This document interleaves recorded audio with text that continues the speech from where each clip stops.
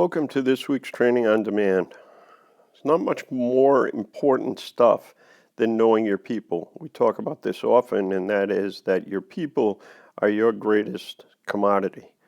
You know, your fire department is not made of, sticks and stones. It's really comprised of blood and bones. It's our people. People are what makes a department effective or not effective. Knowing your people, knowing and understanding your people, figuring out what's going on is not as easy as it might seem. There's 100 books you could read, maybe 200, maybe 1,000. It really doesn't matter. But there's lots of books you can read. But really, it takes some work. It takes a lot of work on the part of the officer to know their people the way they should. And you know what? It's interesting because sometimes we forget about this. Your people are individuals, but you should think of them as your own. You should think of them not in the possessive sense, if you will, but you should think of them as your own and make an investment in them. Make an investment in them. I want you to think as we're doing this training on demand, I hope that you're doing these with a pencil and paper next to you so you can kind of think about things and maybe make some notes or do about this. What really do you know about your people? Well, that's Katie. She's been on the job for 7 years, just become a lieutenant, blah, blah, blah, and whatever. And, she's married with 2 children. Okay, well, that's a good thing. There's Tom. Tom's been the senior man, been here for 25 years, whatever, always been assigned to engine so-and-so. That's what I know about him. We're really talking about knowing something different. We're really talking about knowing them in a different fashion. Look at this slide as we go. And tell me, what do you know about their skill set? And I'm not talking about whether or not they can use the, partner saw on the heavy rescue. That's not what I'm talking about. Do they speak Spanish? Are they an electrician? Do you have a chemistry major, somebody that studied that? Do you have a person that changed careers? Maybe they were an accountant. Maybe they got something else going on. What other skill sets, other than whether they can raise a 35 or whether they can apply a hose line down a hallway, what other personal skills do they have that might be important to you? Who are their families? You know what? You're working for their families. If you're an officer in a fire department, you're working to make sure that they go home to their families. Learn their names. Learn what they're about. Learn as much as you possibly can. Learn something about their hobbies. What do they do in their spare time? What do they like to do? Is there something the department could do and use one of their hobbies to a positive example? Is there something we could use that they do here on the job? Maybe you got a photographer. Maybe somebody can work on some YouTube videos. Maybe somebody can do something to help the department in another way. Anything. You got to learn any additional skill set they have. Try to figure it out. We'll talk about that in a minute. What do they like and dislike? What do I care? I'm not their mother, Chief. Well, yeah, you are their mother. You are their father. You are a lot of things. You know what? If something simple you can do fits with something they like, do it. Figure it out. There's the fire service, truly, the brotherhood and sisterhood, it truly is a family in a lot of ways. Figure out who likes what and who dislikes what. And this is a key one, and sometimes we miss this. Figure out their personality traits. Figure out what they're made of before there's a crash at the kitchen table or before something goes bad in the firehouse. I say this about, you should treat everybody the same. Excuse me. You don't really treat everybody the same. You treat everyone fairly, but you try to learn who you could make a joke with, who you couldn't make a joke with, and those kinds of things. Learn their personality. Oh, here's a big deal right here.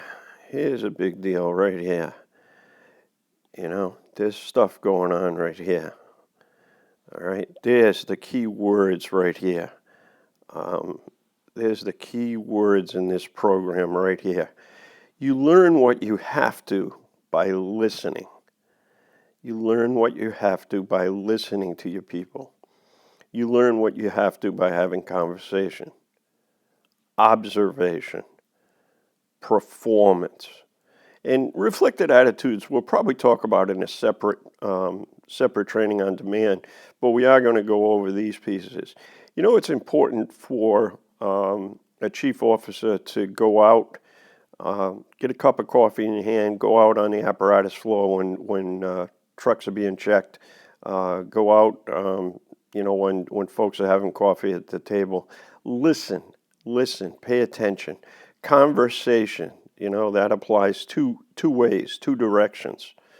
Observe, pay attention. This is work. This is a personnel audit, right? If you were doing a financial audit, you would check everything microscopically, make sure everything is in balance, make sure everything is where it's supposed to be. Well, a personnel audit is very similar. And if you're the officer, it's incumbent upon you to look at the things that we've highlighted here: listening, conversation, observation, performance, and reflected attitudes. How do you listen? A lot of people struggle with this. A lot of people struggle with this. Face the person directly.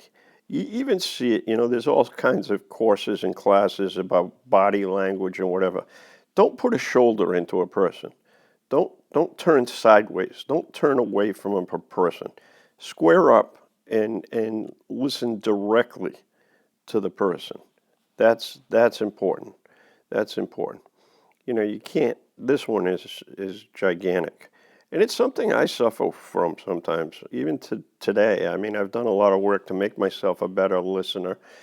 But this is an appropriate time to say this. There are two ways that people listen. One is they listen to understand, and the second way is they listen while preparing their response. They listen to respond rather than do that. I think that's important. Um, Observe while you're listening. What are we observing? Well, we're looking at their body language. We're looking at how they're reacting. We're watching their eyes. We're looking if they're engaged. We're seeing their comfort level with the conversation. There is a ton of stuff. Yeah, listening involves using your ears. Now I'm interjecting that listening involves observation, and you need to really pay attention not only to what's being said to you, but how it's being said in the manner. And the last one, being engaged, that's something we talk about. I got to tell you, I think one of the best and worst things that's ever happened to us are the cell phones and computer. As a chief, people would come into my office. Shut your computer screen down. Put the screensaver on. Get it away from you. Don't be looking at your screen. Be in a different position. Certainly don't ever be looking at your phone or doing something different. Be engaged, not disconnected. Don't take phone calls if you can help it while you're talking to somebody else, unless it's the end of the world or something that's important. Don't be disconnected. Make sure you're engaged. We talked a little bit about this when I explained it. Conversation. Have a conversation with your people. See, what I'm talking about is how you do this personnel audit. First one was listen. Second one is conversation. Probably the second bullet here is one of the most risky things you can ever do as an officer. Show a little bit of yourself in the conversation.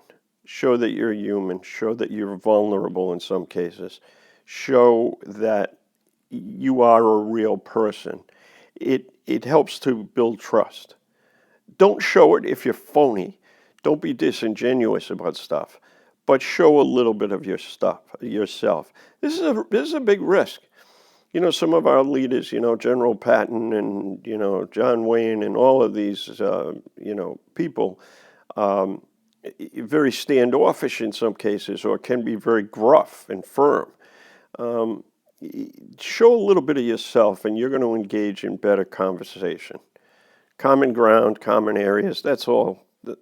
Common ground, common areas, sort of all common sense. This is important if you're an officer. Observe. Observe. You don't have to say much. You do have to pay attention and be attentive. Be attentive. Watch for changes. Any kind of changes, positive or negative, I think make a difference. What's going on with firefighter Fred today, and why is that? Why is he behaving differently than he has been? That's critical. That makes a difference.